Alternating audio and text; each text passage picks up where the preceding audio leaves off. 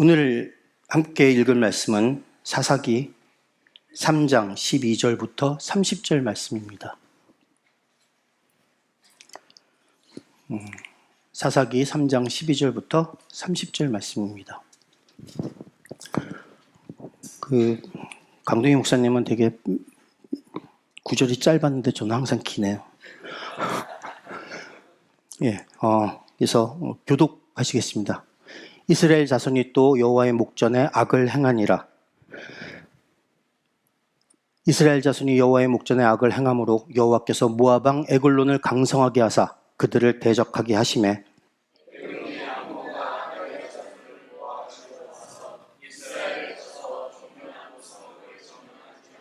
이에 이스라엘 자손이 모압 왕 에글론을 18배 동안 섬기니라.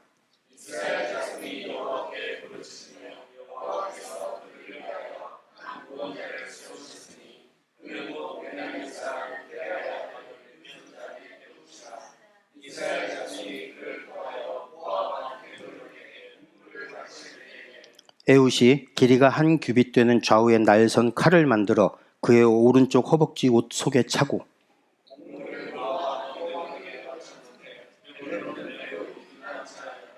에훗이 곡물 바치기를 마친 후에 곡물을 메고 온 자들을 보내고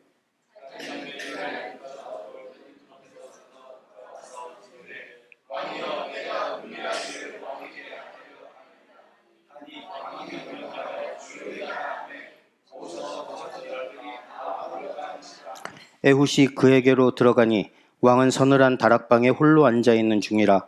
에훗이 이르되 내가 하나님의 명령을 받들어 왕에게 아뢰 일이 있나이다 하매 왕이 그의 좌석에서 일어나니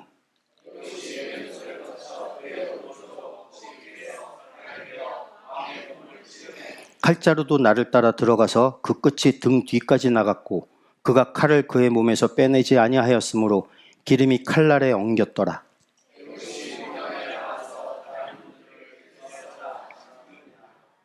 에훗이 나간 후에 왕의 신하들이 들어와서 다락 문들이 잠겼음을 보고 이르되 왕이 분명히 서늘한 방에서 그의 발을 가리우신다 하고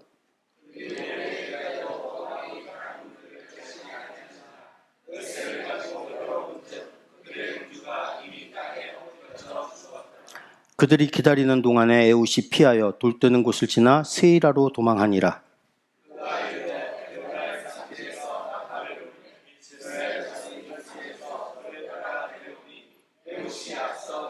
그들에게 이르되 나를 따르라. 여호와께서 너희 원수들인 모압을 너희 손에 넘겨주셨느니라 하매 무리가 에훗을 따라 내려가 모압 맞은편 요단강 나루를 장악하여 한 사람도 건너지 못하게 하였고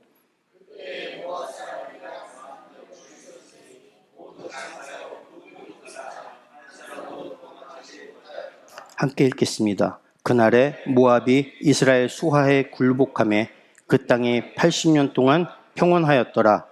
아멘. 잠시 기도하시겠습니다. 하나님 아버지 감사드립니다. 주님, 이 거룩한 주일날 주님 너무나도 은혜로운 찬양 예배 마치고 그리고 오후 시간에 주님의 말씀을 사모하여 이 자리에 다시 모였습니다.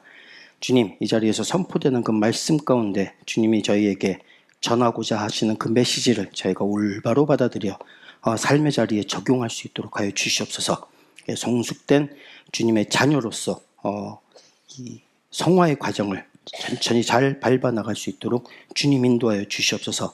감사드리며 예수님 이름으로 기도합니다.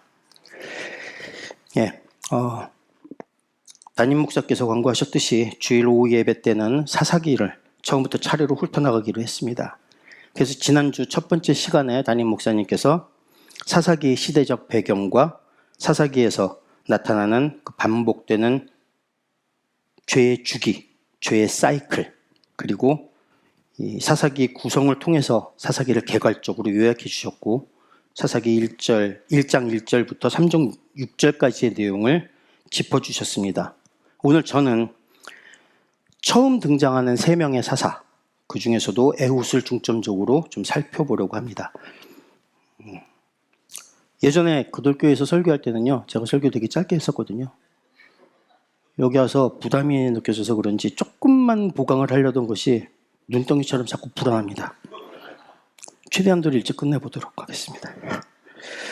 여러분도 아시다시피 사사기 역사는 하나님으로부터 선택받고 구원받은 이스라엘 민족이 하나님과 맺은 언약을 잊고 하나님을 배반하고 우상을 숭배하고 이에 진노하신 하나님이 이스라엘 주변국을 강성하게 해서 이스라엘을 노예 삼아서 억압하고 고통에 신음하는 이스라엘 자손이 부르짖음에 다시 마음을 돌이키시는 하나님께서 사사를 일으키시고 그 사사를 통해서 구원받은 이스라엘은 평화를 누리고 그리고 하나님을 섬기다 사사가 죽으면 다시 하나님을 잊는 이스라엘이 하나님 앞에서 범죄를 하게 되는 과정. 이른바 이 죄의 악순환, cycle of sin. 이것이 계속 반복되는 역사입니다. 이 같은 이야기 전개는 이후 모든 사사 이야기에서 비슷하게 나타납니다. 가장 먼저 나오는 온니엘이 가장 완벽한 사이클을 보여주고 그 다음부터는 하나 둘씩 빠지기는 하지만 그리 큰 차이는 나타나지 않습니다. 어렸을 때 이 사사기를 읽으면서 저는 이렇게 죄의 악순환을 되풀이하는 이스라엘 백성이 너무나도 어리석게 보였습니다. 아니 도대체 이스라엘 사람들은 자식 교육을 어떻게 시키길래 후손들에게 도대체 무엇을 가르치길래 그토록 고통받았던 과거의 삶을 까맣게 잊고 다시 죄짓기를 반복할까? 과연 저만 이런 생각을 해봤을까요? 저는 여기서 두 가지 교훈을 좀 생각해 봤습니다. 첫 번째는 과거를 가볍게 생각하고 역사를 우습게 하는 백성은 결코 발전할 수 없다는 겁니다. 역사를 제대로 알아도 인간의 본성은 그리 쉽게 변하지 않기 때문에 비슷한 일이 반복되기 쉽습니다. 그런데 역사를 후손들에게 제대로 전하고 교육하는 일에 태만하거나 이를 중요하게 생각하지 않고 소홀히 한다면 이런 악순환은 반복될 수밖에 없습니다. 스페인 철학자의 조지 산타나라는 사람이 있습니다. 그 사람이 자기가 쓴 책에서 과거에서 배우지 못한 사람은 과거를 되풀이한다 라는 말을 적었습니다. 너무나도 정확한 지적이라고 생각합니다. 두 번째 교훈은 그러면 과연 나는 그러지 아니한가 하는 점이었습니다. 나는 하나님의 빛나는 영광 앞에 서 있을 수조차 없을 정도로 추악한 죄인입니다. 내가 무언가를 잘해서가 아니라 순전히 하나님의 은혜로 부름을 받았고 성령 하나님의 감동 감화하심으로 예수 그리스도를 내 구주로 영접했고 예수 그리스도께서 십자가에 흘리신 그 보혈의 공로로 말미암아 죄사함을 받고 구원을 받았는데 그래서 하나님의 자녀로 다시 태어나서 새로운 삶을 살기로 결심은 했는데 그럼에도 불구하고 또다시 세상 속에서 살면서 이런저런 죄를 저지릅니다. 죄의 악순환에 빠져서 헤어나오지 못하는 사람, 이런 생활을 하고 있는 것. 나는 그런 경우가 아니다라고 자신 있게 과연 얘기할 수 있는가? 바울은 로마서에서 얘기합니다. 오호라 나는 공고한 사람이로다. 이 사망의 몸에서 누가 나를 건져내랴. 이런 죄의 악순환을 끊어내고 올바른 길로 나아가기 시작하는 것. 이것을 우리는 결단이라고 부릅니다. 그런데 이 죄의 악순환을 끊어낼 수 있는 힘은 결코 우리 가운데서 나오지 않습니다. 예수 그리스도의 십자가의 능력입니다. 죄의 고리, 죄의 사슬을 끊는 결단은 바로 예수 그리스도 그분으로 말미암아야 하고 그리고 성령 하나님의 도우심을 받지 않으면 우리 능력만으로는 할 수 없는 일입니다. 성령의 미세한 음성에 민감하게 반응하고 순종하려는 그 노력이 그 영적인 성숙만이 이것을 가능하게 해줍니다. 그런데 사사기에서 이스라엘 백성을 구원하는 구원자들인 사사들은 이런 예수 그리스도의 모습을 담고 있지는 않습니다. 이들이 이스라엘 자손을 구원하는 방법은 칼과 폭력입니다. 그래서 사사가 살아가는 동안에는 평화를 누릴 수 있었을지 모르지만 그들이 죽은 후에 다시 죄의 악순환은 반복되는 겁니다. 그러면 사사기는 오로지 영적인 어두움, 부도덕과 정욕, 하나님이 아닌 우상을 추구하고 숭배하는 잘못, 하나님에 대한 불충성, 정욕에 이끌려 사는 인간의 추악한 군상, 이로 인해 발생하는 전쟁과 그에 수반되는 잔혹함과 잔인함, 결국 불순종으로 인해 겪어야 했던 고통과 슬픔, 택함받은 백성의 불신앙, 이렇게 우울한 내용들만 담고 있는가? 그렇지 않습니다. 이스라엘 자손들은 그저 신음하고 부르짖었을 뿐 진정으로 결단하고 회개하는 모습은 사사기에서 보이지 않습니다. 그럼에도 불구하고 하나님은 당신의 백성이 고통당하는 것을 참지 못하시고 화를 돌이키시고 사사를 일으켜서 이들을 구원해 주시는 겁니다. 비록 이스라엘의 죄와 그 죄에 대한 하나님의 진노의 심판이 사사들의 이야기의 중심을 이루어서 전반적인 분위기는 어둡고 비관적이지만 사사기에서 거듭 강조되고 있는 것은 바로 하나님의 끊임없는 용서입니다. 우리가 반복적으로 죄를 저지르고 실수를 하고 잠시 하나님을 잊고 세상의 유혹에 빠지고 이를 따르는 악순환을 반복한다 할지라도 끝까지 참으시고 우리가 결단하고 회개하고 돌이킬 것을 원하시고 기다리시는 그 하나님의 크신 사랑, 이건 역시 사사기에 담겨져 있는 메시지입니다.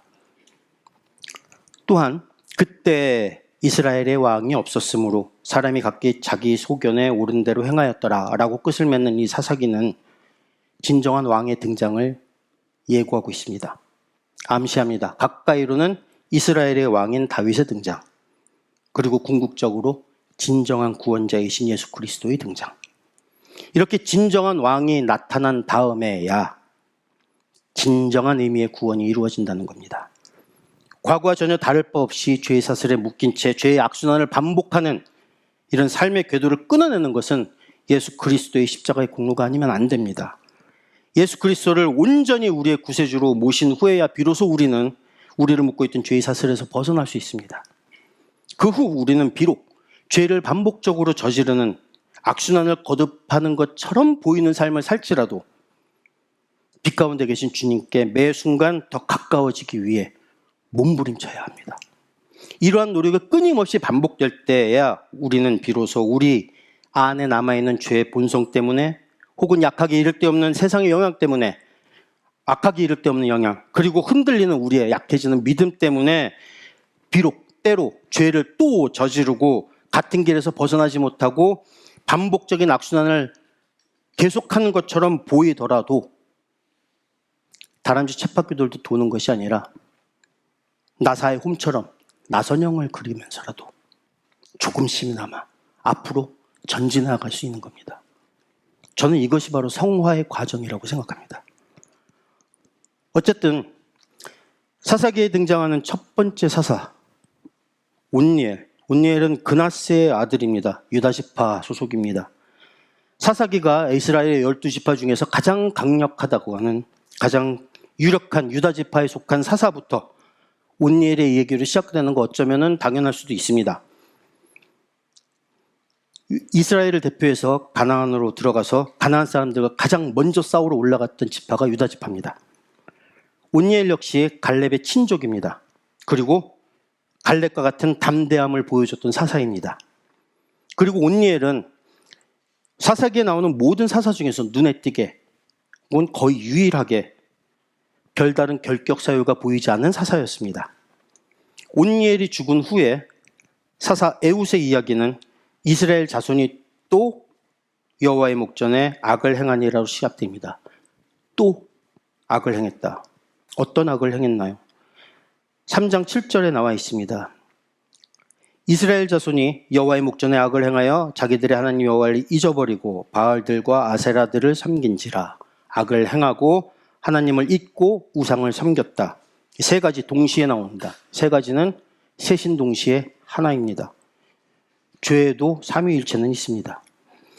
하나님을 외면하고 하나님을 잊고 하나님을 등졌다. 이거는 하나님을 아는 사람만이 저지를 수 있는 죄악입니다.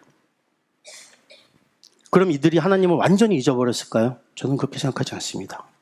이들의 악은 이른바 종교 혼합주의에 빠졌다는 것입니다. 저는 가끔 왜 하나님께서는 이스라엘 자손을 약속의 땅으로 인도하실 때, 들이실 때 그곳에 있는 모든 적들 다 쓸어버리지 않으셨을까? 진멸하라 하셨는데, 하나님 능력 있으신 분이신데 왜? 궁금해한 적이 있습니다. 사사기 3장 첫 시작에서 그 분명한 목적을 밝히고 있습니다. 블레셋의 5군주, 가나안 족속, 시돈 족속, 바알 헤르몬 산에서 하마디쿠까지 레바논 산에 거주하는 히위 족속, 이렇게 남겨놓으신 여러 나라와 민족을 통해서 하나님께서는 이스라엘 백성으로 하여금 전쟁을 경험하고 이 여호수아의 시대의 이스라엘 백성들처럼 그들도 여호와 하나님께 순종함으로써 여호와의 권능이 무엇인가, 어떠한 것인가를 알도록 하기 위함이었다. 이방 민족들의 존재가 이스라엘 백성이 하나님의 뜻에 따라 사는지를 측정하는 이른바 바로미터의 역할을 했다는 겁니다. 그래서 이스라엘 백성은 그들과 함께 섞여서 살아나갈 수밖에 없었습니다. 신학자 워렌 유어스비는 이렇게 얘기했습니다.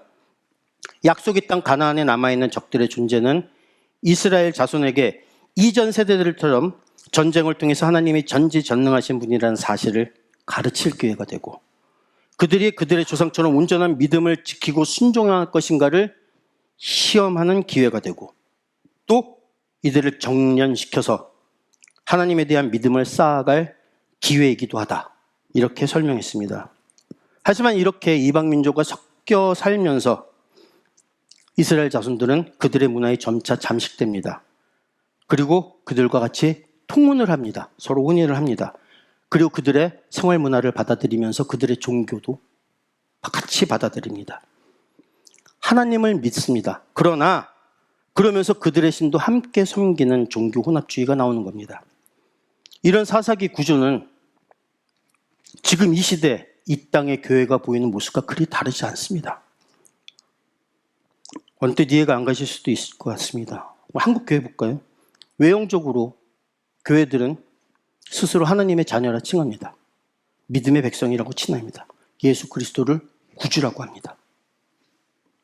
그런데 많은 기독교인들이 하늘나라에 들어가는 것만큼이나 이 땅에서의 번영과 부귀와 복락을 바라고 원하고 기도합니다. 잘 되게 해달라고 기도하고 잘 살게 해달라고 기도합니다. 크게 키워달라고 기도합니다. 세상에서 잘 나가는 사람들 부러워합니다. 잘 되는 사람 부러워합니다. 사회에서 성공한 사람들이 교회 안에서 더 대접받기도 합니다. 입으로는 주여 주여 하면서도 풍요의 상징이며 다산의 상징인 바알과 아세라와 그모스를 섬기던 사사기 시대 때 이스라엘 백성과 결코 다르지 않은 모습을 보이고 있는 겁니다. 세상에서 빛과 소금의 역할을 담당하면서 세상을 변화시키라고 세상 속으로 보냈는데 세상 사람들과 다를 바 없는 모습으로 변해버렸습니다. 아니 어쩌면 세상 사람들보다 세상과 더 닮아가고 있습니다. 교회는 세상 속에 있어야 하지만 교회는 세상을 닮아가면 더 이상 교회가 아니게 돼버립니다. 세상이 썩는 것은 문제가 되지 않습니다. 어차피 악에 판치는 세상입니다. 사탄이 공중권세 갖고 있는 세상은 썩을 수밖에 없습니다. 그 썩은 세상을 갈망하고 그 세상을 닮아가고 싶어하는, 그리고 그 방식대로 살아가려고 애쓰는 하나님의 백성들이 문제인 겁니다. 세상의 돈과 부귀와 권력이라는 것, 이건 남을 밟고 일어서지 않으면 획득할 수 없는 것들입니다. 그래서 힘이 강해지고 돈이 늘어나면 그 강해진 영향력으로 약한 사람을 더 억압합니다.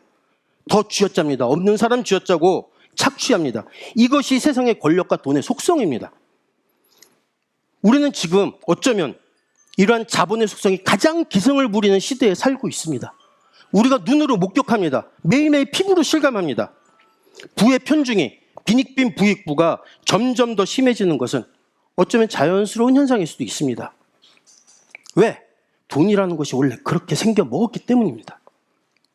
하지만 평화는 그렇게 이루어지는 것이 않습니다. 평화라는 한자는 평평할 평자와 화합할 화자로 이루어져 있습니다. 그런데 이 화합할 화자는 벼 화자와 입구자로 이루어져 있습니다. 모든 공평하게 쌀을 같이 먹을 때 평화가 만들어지는 겁니다. 가진 사람이 더 가져가고 못 가진 사람이 굶는 것은 평화가 될 수 없습니다. 하지만 세상에서는 강한 힘을 가진 자가 약한 자를 돌보고 섬기는 일은 결코 일어나지 않습니다. 왜? 덕이 될지는 몰라도 득이 되지는 않으니까. 덕이라는 것은 득이 되지 않으니까. 강한 자가 약한 자를 섬기고 돌보는 일, 그런 세상은 없습니다. 그런 척은 할 수 있습니다. 능력 있는 자가 진심으로 자기가 가진 능력으로 가지지 않은 자를 섬기는 것, 그것은 교회뿐이 없습니다. 그래서 교회는 세상과 대비되는 겁니다. 잘난 사람 대접해 주는 곳이 아니라 잘난 사람이 가장 낮은 자리에서 못난 사람, 약한 사람, 모자란 사람을 섬기는 것이 교회입니다. 세상과 완전히 다르기 때문에 세상을 놀라게 하고 세상을 뒤집어 버리고 그래서 세상을 변화시키는 것, 이것이 바로 교회의 존재 이유입니다.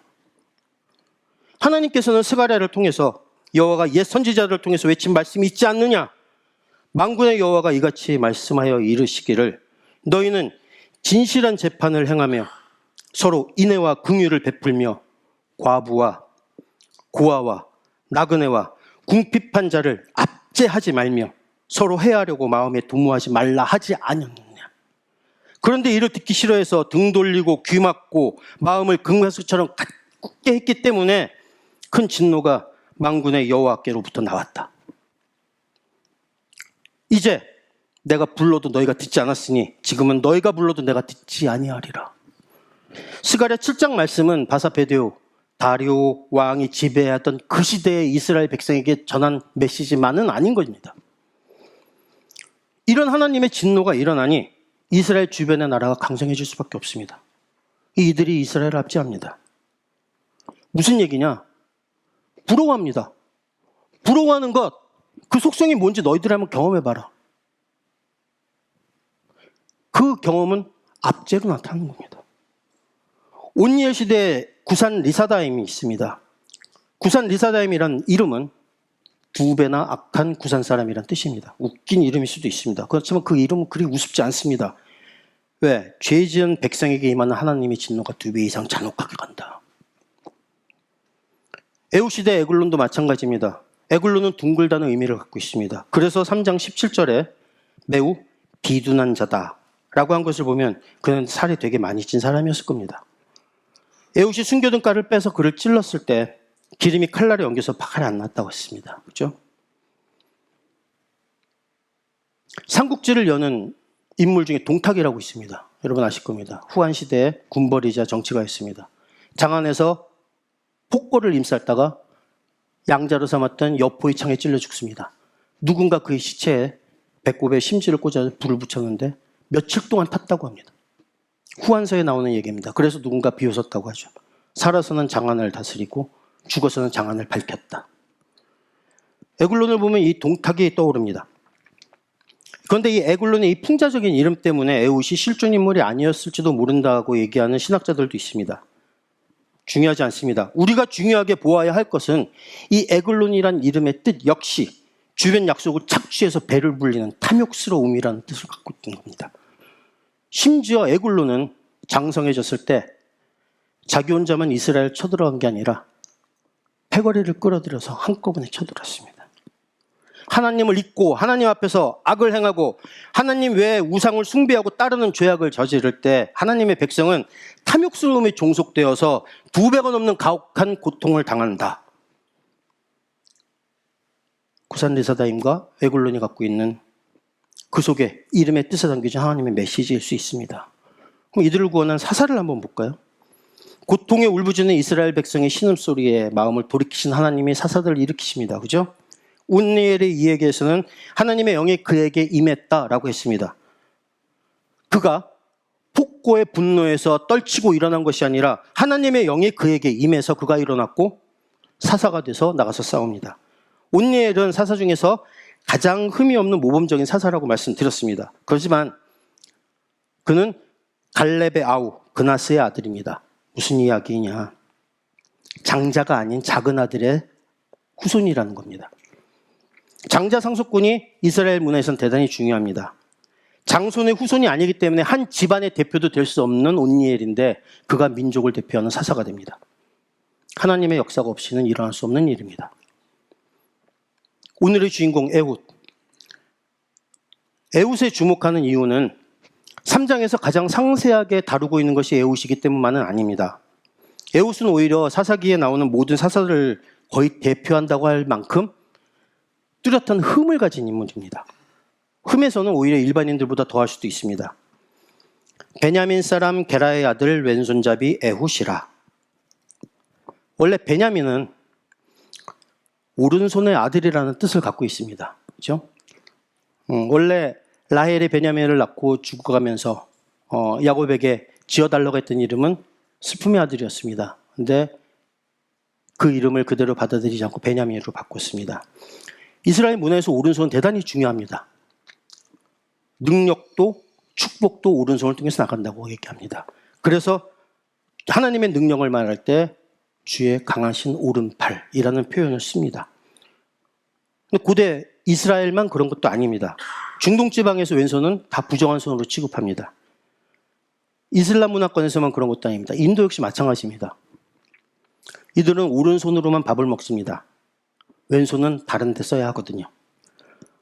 오른편, 오른손이라는 표현 자체가 옳다라는 말에서 파생돼 나왔습니다. 영어에서도 옳다라는 단어 right를 씁니다. right가 옳다라는 옳은이라는 단어도 쓰이고 오른편이라는 단어도 쓰입니다. 왼손은 잘못됐다, 틀리다라는 의미의 외다에서 파생된 단어입니다. 영어에서는 오른손을 다 뺀 나머지 조금 순화해서 left, 남겨진 것들이라는 표현을 씁니다. 저는 글을 쓰고 밥을 먹을 때 오른손을 주로 씁니다. 왜 이 얘기를 하느냐? 저는 그 외 모든 것을 다 왼손으로 합니다. 저는 타고난 왼손잡이라는 뜻입니다. 그리고 이는 어렸을 때 왼손 대신 오른손으로 글을 쓰고 밥을 먹는 것을 훈련받았다는 뜻입니다. 과거 한국에서도 왼손잡이는 바람직하지 않다고 여겨졌기 때문입니다. 더구나 왼손잡이 에웃이라는 이 구절의 원문은 왼손이 다친 혹은 오른손이 다친 혹은 오른손이 제한된 사람이라는 의미를 담고 있습니다. 오른손을 자유롭게 움직일 수 있는 사람이 아니라, 그러면서 왼손을 자유롭게 쓴 사람이 아니라 오른손이 다쳐고 제한되어 있었기 때문에 왼손을 썼던 왼손잡이 에웃이라는 말입니다. 그것도 오른손의 아들이라는 베냐민 지파에서. 물론 사사기 후반에 가면 베냐민이 다른 11지파와 싸울 때 왼손으로 물맷돌을 잘 던지는 전사 700명 나옵니다. 특히 베냐민 지파에서 왼손을 쓰는 전사들이 많이 나옵니다. 어찌됐건 여기서 하나님께서 사사로 세우신 에훗이라는 인물은 외형적으로 볼 때 남을 이끌 만한 지도자로 적합한 그릇이 아닙니다. 부족한 사람이었습니다. 세상에서도 쉽게 인정받을 수 없는 사람이었습니다. 그 다음 나오는 삼갈, 아낫의 아들 삼갈, 이 이름 심지어 정통 히브리 이름도 아닙니다. 이방인의 이름입니다. 아낫이라는 이름은 이방인이 섬기는 여신의 이름입니다. 이런 삼갈이 사사로 활동했다는 겁니다. 그가 사용한 무기는 소모는 막대기였습니다. 길이 약 2.5m 정도의 끝에 쇠뭉치가 달려있다고 합니다. 주로 밭을 갈 때 사용했던 농기구의 일종이라고 합니다. 그러면 삼갈은 훈련받은 군사가 아니라, 군대 지도자가 아니라 농부였다는 뜻입니다. 뭐 농사 짓다 보면 힘도 세지고 뭐 양치다가 물맷돌 잔덜지게 된 다윗처럼 뭐 농기구도 능숙하게 다룰 수는 있겠죠. 그런데 삼갈이 때려 죽인 적이 블레셋 사람들입니다. 당시 철기 문화를 이끌었던 민족입니다. 민족의 지도자가 될 자격도 충분히 갖추지 않았고 쉽사리 이길 수 없는 대적을 상대했지만 이들 3명은 모두 이스라엘 백성을 구원하는 위대한 업적을 달성합니다. 하나님이 하셨다는 뜻입니다. 어제 교회에서 찬양팀 MT가 있었습니다. 저기에는 제가 빠져 있었습니다. 왜냐하면 저는 주방에 있었거든요. 제가 점심과 저녁 식사를 담당했습니다. 그것 때문에 집에서 제가 쓰던 칼과 숫돌을 가져왔었습니다. 뭐 유명 셰프를 흉내내려는 것이 아니라 손에 잘 익은 칼을 썼을 때 가장 효율이 좋고 편하게 일을 할 수 있기 때문입니다. 한참 정신없이 양파를 썰다가 아니나 다를까 칼날에 여기가 살짝 스쳐서 지금 여기 저 점처럼 찍혀야 되는데 살까지 살짝 벗겨졌습니다. 깜짝 놀라가지고 칼을 보니까 제가 쓰던 칼이 아니었던 겁니다. 교회 칼이었습니다. 얼른 제 칼로 바꿔들고서 마무리 작업을 무사히 마쳤습니다.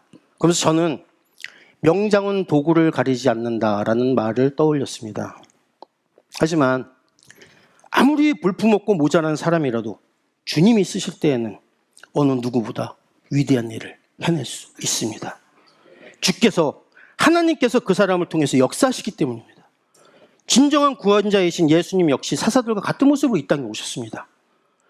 이사야에서 보면 나옵니다. 그의 모양이 타인보다 상하였고 그의 모습이 사람들보다 상하였으므로 많은 사람들이 그에 대하여 놀랐거니와. 53장 2절에는 우리가 잘 아는 본문이 있습니다. 고운 모양도 없고 풍채도 없은즉 우리가 보기에 흠모할 만한 아름다운 것이 없도다. 외모는 보잘것없고 그리 잘생기지 못한 그런 육신을 입고 태어나셨지만 그분 성자 하나님이셨습니다. 온 인류를 구원하신 진정한 구원자로 이 땅에 오신 왕이십니다. 볼품없고 지방 배경 별면치 않고 장애가 있고 이방인이고 세상 사람들이 볼 때 하찮은 사람이라 할지라도 하나님의 성령으로 충만해진다면 구원의 섭리를 계속해서 이루어 가신다. 이것이 오늘 사사기를 통해서 하나님께서 우리에게 전해주신 메시지입니다. 이스라엘 백성 자체가 잘나서 하나님이 택하신 것도 아닙니다. 고대 근동에서 가장 볼품없고 비천해서 하비루라 불리던 자폐들입니다. 다니엘 민족도 아니었습니다. 오히려 가장 낮았기 때문에 부르셔서 높이 쓰신 겁니다. 하나님께서는 이 시대에서도 동일하게 부족한 사람, 모자란 사람, 하찮아 보이는 사람을 통해서 이 구원의 섭리를 이루어 가십니다. 하나님께서 이 땅에 하나님 나라의 확장을 위해서 저와 여러분 부르셨다면 우리가 뭔가 잘나서가 아니라 주께서 그저 도구로 쓰시기 위해 지명하신 때문입니다. 보잘것없는 백성을 하나님께서 들어서 쓰셨듯이, 그리고 그 백성이 죄를 저질러서 타락해서 고통받을 때 그들을 구원하시기 위해서 또 결점 많은 사람을 하나님께서 사사로 세워서 쓰셨듯이, 아무리 모자라고 결함이 많은 우리들이라 할지라도 주께서 함께 하시고 주의 영이 함께 하시면 우리도 이 민족, 이 나라, 이 세상을 구원하는 하나님의 크신 계획의 도구로 사용될 수 있음을 믿으시기 바랍니다.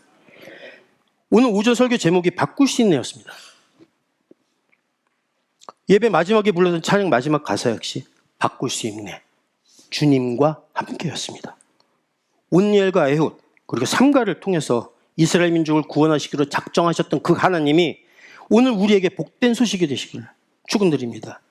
모자란 에훗과 삼가를 사용하신 하나님께서 능력을 중시하고 그래서 서로 자기 개발을 위해 몸부림치는 지금 이 시대 이 세상에서 여전히 부족한 우리들을, 저와 여러분들을 들어 쓰시고자 한다는 것이 우리에게, 그리고 이 땅에 얼마나 복된 소식인가.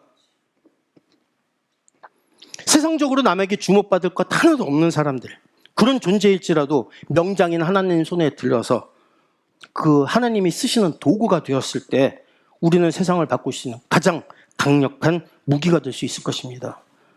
에훗 삼가와 같이 부족한 그리스도인이지만 명장이신 하나님 손에 들려서 이 세상에 강력한 악과 맞서 싸우고 세상을 바꿔나가는 귀한 도구로서의 사명을 넉넉히 감당해내시는 저와 여러분이 되시길 축원드립니다.